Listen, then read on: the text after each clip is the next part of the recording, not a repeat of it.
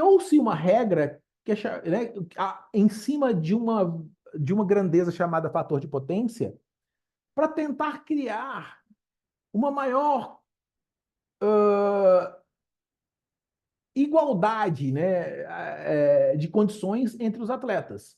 Então, cada divisão tem regras específicas e exigem um fator de potência mínima para o equipamento, para a sua munição. Então, por exemplo, se você compete na divisão Production, o fator de potência mínimo para o seu equipamento é 125.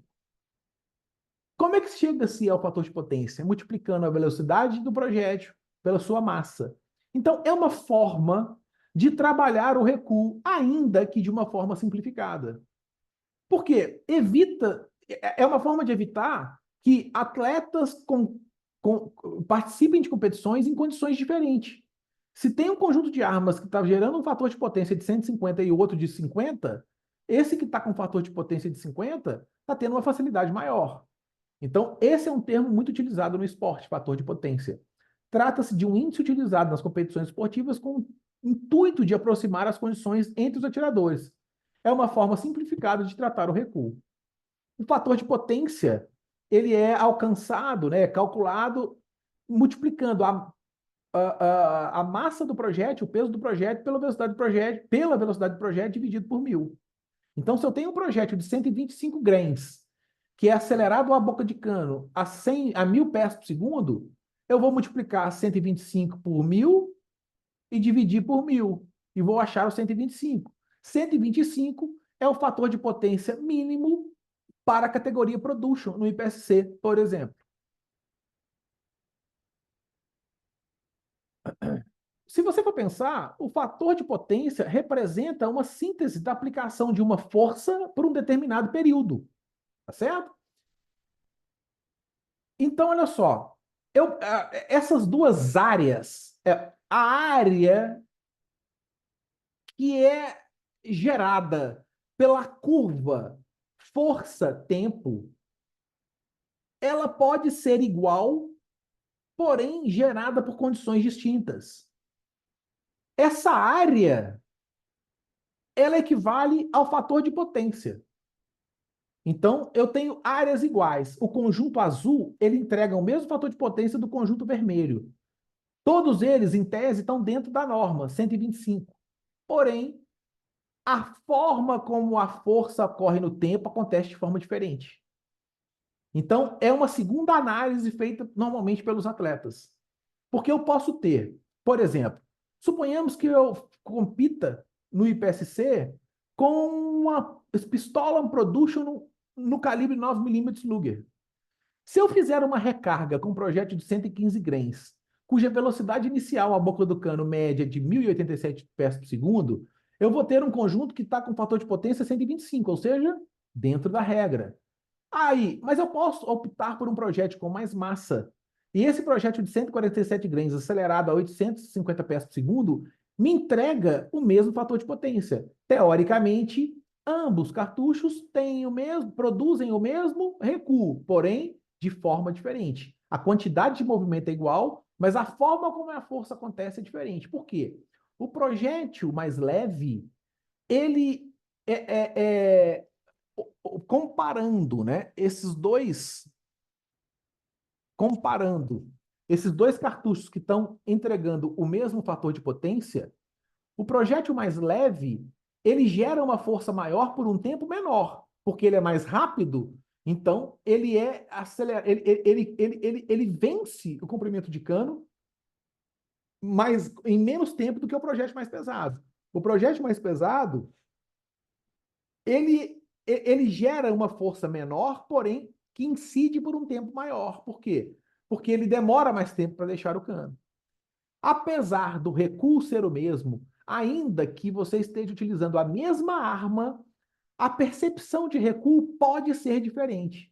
Porque, apesar do montante de força ser igual, a forma como a força é passada é diferente. Há quem entenda quem perceba que os projéteis mais pesados dentro de uma categoria eles oferecem um recuo mais amigável do que os projéteis mais leves. Isso comparando dois cartuchos que entregam o mesmo fator de potência.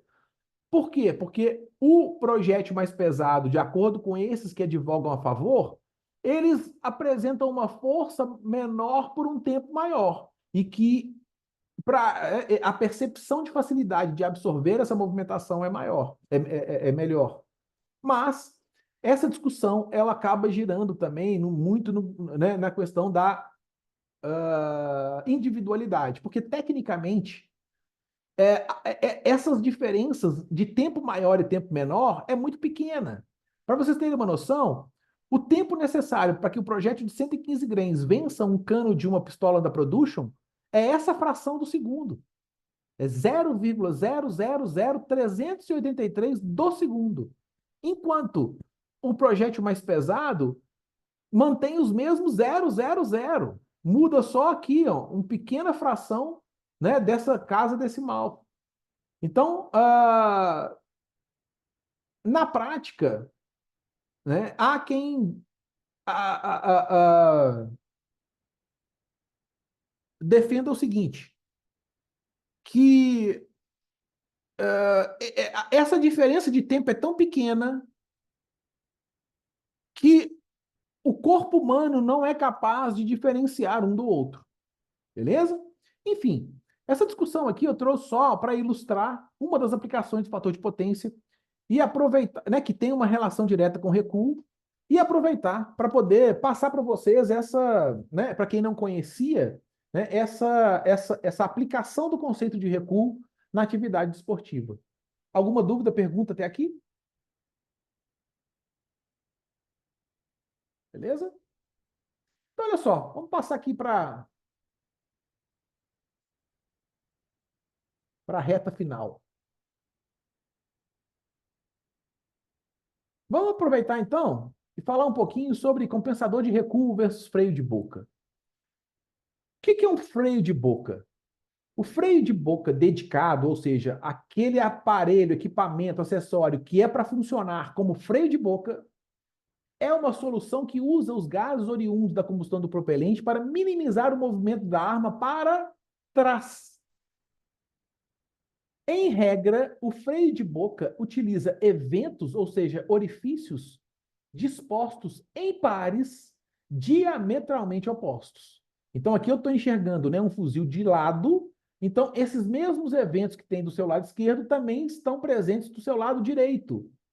E ele redireciona parte dos gases por esses eventos, criando uma força que empurra o fuzil para frente, diminuindo o seu movimento para trás.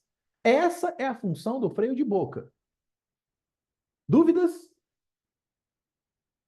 O que é um compensador de recuo construído para atuar como compensador de recuo? É uma solução para redirecionar os gases oriundos da queima do propelente com o objetivo de reduzir a elevação da boca do cano. Nós vimos que, por uma questão de projeto, de anatomia da arma combinada com o operador, existe uma tendência por uma questão da conjugação de vetores junto com o centro de massa, da elevação da boca do cano, seja arma portátil ou arma de porte. Então, o compensador de recuo, ele tenta empurrar o cano para baixo para evitar que ele suba. Reparem a diferença. Normalmente, os eventos eles são unidirecionais, ou seja, eles não estão dispostos em pares diametralmente opostos. Eles são unidirecionais e voltados para cima. Então, eles redirecionam os gases para cima, criando o quê? Uma impulsão para baixo. Aqui eu vou só dar um zoom, tá vendo? Nessa foto, reparem que, né, os gases incandescentes, eles estão fazendo aí, eles estão sendo empurrados para cima, criando, né, uma impulsão para baixo. Ficou claro para vocês aqui quais são as funções? O que é um freio de boca e o que é um compensador de recuo? Dúvidas, perguntas? O que é um quebra-chamas? Com a função de quebra-chamas. É um dispositivo destinado a diminuir o clarão produzido pelas saídas dos gases quentes e incandescentes de dentro do cano. Então, é um terceiro dispositivo com uma função específica. Normalmente, essas soluções, elas ocorrem no mundo real de forma combinada. A maioria dos acessórios, eles acabam sendo dispositivos híbridos, que não raro reúnem num só projeto todas essas funções ou a combinação de mais de uma delas.